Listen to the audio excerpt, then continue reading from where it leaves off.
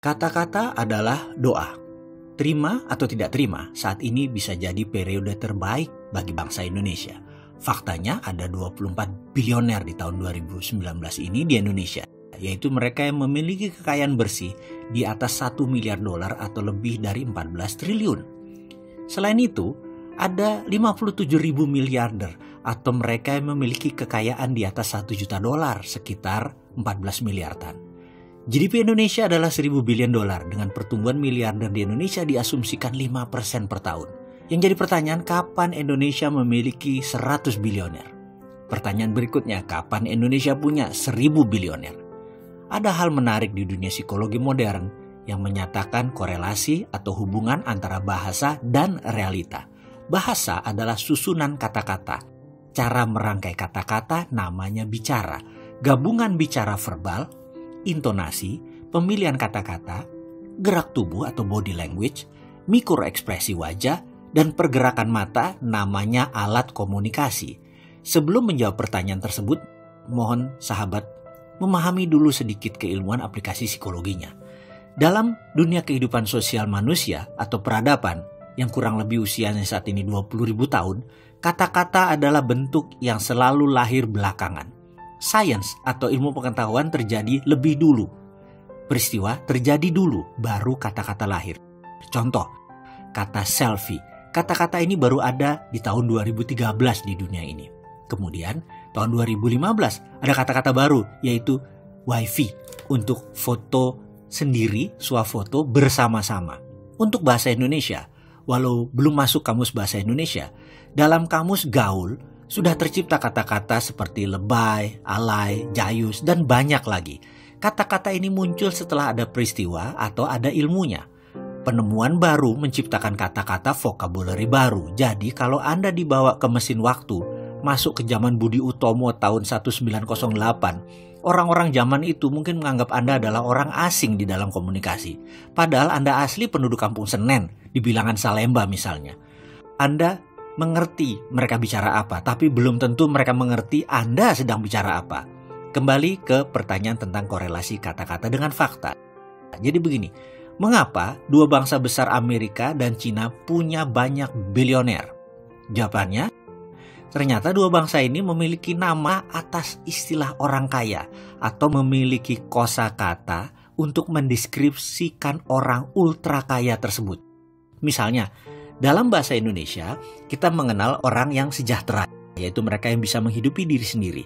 Lalu orang sentosa atau mampu menghidupkan diri sendiri plus keluarganya. Lalu orang makmur, yaitu sentosa ditambah sudah memiliki tambahan aset produktif.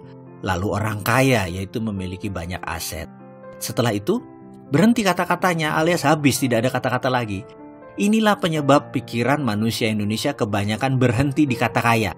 Lalu meminjam istilah asing seperti konglomerat sebagai orang super kaya. Namun ini bahasa adopsi karena arti konglomerat sebenarnya bukan orang yang memiliki aji dana atau kelebihan duit, seorang yang banyak duit atau kaya raya. Tapi konglomerat adalah orang yang punya banyak jaringan bisnis. Sementara orang super kaya belum tentu harus memiliki jaringan bisnis. Dalam bahasa Cina, kita kenal kata taipan untuk orang super kaya. Dalam bahasa Inggris atau Amerika terkenal dengan istilah sugar baron untuk raja gula. Ada juga property mogul untuk raja properti. Ada tycoon, ada bilioner, ada big whaler, ada big boy. Dan banyak istilah yang memberikan arti spesifik simbol kekayaannya dari mana. CEO top mereka pun ada istilah dengan nama The Titans, Boardroom, Chamber of Commerce, Kamar Dagang, Bisnis Kartel, dan banyak istilah bisnis ekonomi yang mengartikan kekuatan pasar dan pelakunya. Hal ini tidak ada dalam kamus bahasa Indonesia. Kita baru bisa mengadopsi karena belum ada fenomena tersebut. Namun, dalam 10 tahun terakhir, kata-kata baru akan masuk dalam tatanan bahasa Indonesia yang mengartikan ultra kaya. Super rich person, pengusaha dengan aset multimiliaran. Kalau perlu, Anda sahabat juga bisa mengusulkan nama. Mengusulkan kata-kata yang akan dipakai sebagai pemahaman baku dan baru arti kata kaya tersebut. Dalam keilmuan psikologi, menyambungnya begini. Misalnya kata-kata ini ada dan dipahami oleh akal sehat semua instrumen bangsa. Contoh, super kaya kita beri nama Taipan, meniru 2 miliar manusia di bumi, meniru bahasa Cina. Percayalah, dalam waktu 10 tahun ke depan, para Taipan itu akan jauh lebih cepat kaya hadir di bangsa Indonesia karena banyak yang paham dan masuk dalam pikiran mereka. Inilah yang membuat saya berpikir tentang apa yang terjadi di bangsa Indonesia saat ini, yaitu sehubungan dengan lagu kebangsaan Indonesia, yaitu Indonesia Raya. Lagu ini diciptakan Wage Rudolf Supratman dengan 3 stanza. Bagi saya, yang beliau gubah merupakan sebuah nubuah luar biasa. Saat ini kita selalu menyanyikan stansa 1. Perhatikan syairnya. Di sini kita dapat kata-kata Indonesia tanah tumpah darahku.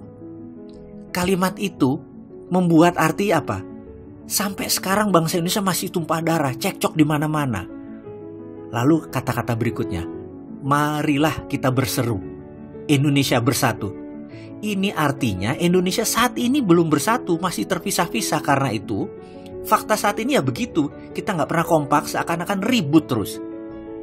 Stansa 1 ini cocok untuk zaman perang kemerdekaan hingga mungkin tahun 80-an. Seharusnya mulai saat ini Indonesia sudah menyanyikan lagu stansa 2. Coba sahabat perhatikan sebentar.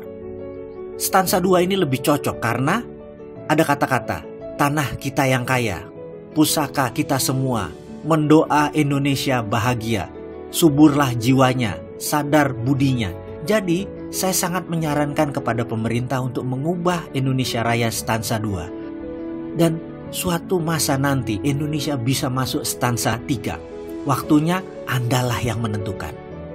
Coba perhatikan gubahan Wage Rudolf Supratman di stansa 3. Indonesia, tanah yang suci, tanah kita yang sakti.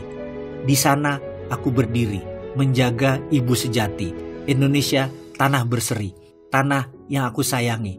Marilah kita berjanji, Indonesia abadi.